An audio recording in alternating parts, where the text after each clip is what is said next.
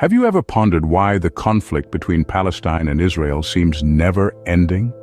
The reason may surprise you. This conflict is not merely a territorial dispute, but rather a reflection of the complex human psyche. It's a deep-rooted problem that goes beyond land and politics. Historical narratives, fear, and trauma have woven a tapestry of mistrust that fuels the conflict between Palestinians and Israelis. Generations have grown up in an environment where hostility and fear are as constant as the rising sun, leading to a cycle of violence that seems to spin without end. The psychological impacts of this conflict are profound, and they're passed down from generation to generation. These deep-seated psychological wounds continue to feed the cycle of violence, making it difficult to find a resolution. This is not simply a territorial dispute, but a reflection of the complex human psyche.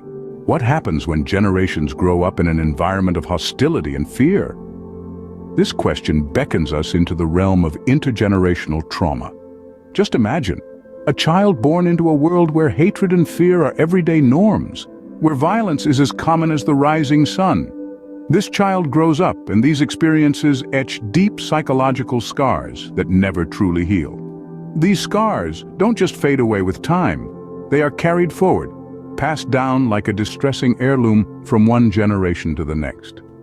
This intergenerational trauma is a powerful force, a hidden undercurrent that fuels the cycle of violence that we see in the conflict between Palestine and Israel. The trauma is not just a relic of the past, it continues to shape the present and the future. It forms a formidable barrier to reconciliation, a wall that is far more difficult to dismantle than any physical structure. The trauma inflicted on both communities has resulted in profound psychological scars that hinder the process of reconciliation. How does identity play a role in this conflict? This is a question we should all be asking ourselves. In the maze of the Palestine-Israel conflict, the concept of identity emerges as a potent force. Both Palestinians and Israelis possess a profound attachment to their national and religious identities, which often serve as the bedrock of their belief systems.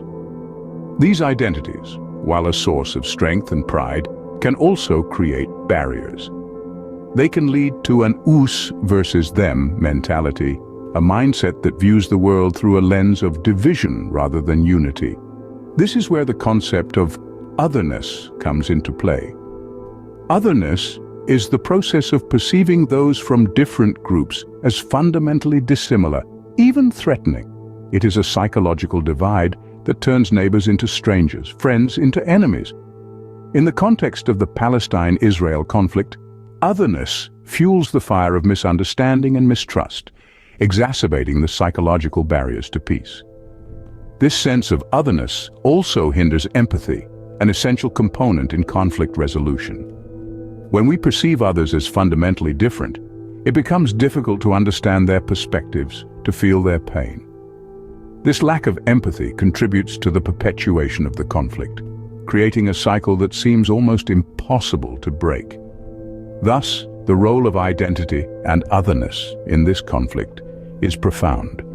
It's a complex web of psychological factors that needs to be untangled if we are to find a path to peace. This otherness creates a psychological divide that prevents understanding and empathy, hindering any possibilities for resolution. How can we move towards peace? This is the question that lingers in the minds of many as we grapple with the psychological complexities of the Palestine-Israel conflict. To answer this, we need to address the psychological factors that fuel this ongoing tension. Imagine a world where dialogue is fostered and education is prioritized. By facilitating open conversations, we can encourage Palestinians and Israelis to share their narratives, fears, and hopes. This dialogue can help bridge the psychological divide, promoting understanding and empathy on both sides. Education plays a pivotal role in challenging misconceptions and stereotypes. By providing unbiased historical and cultural knowledge, we can foster a more empathetic understanding of each other's experiences and perspectives. This can help dismantle the psychological barriers that hinder peace. Psychotherapy can also be an effective tool in healing the deep-seated psychological wounds inflicted by the conflict. By providing a safe space for individuals to process their trauma, we can help break the cycle of violence and pave the way for reconciliation.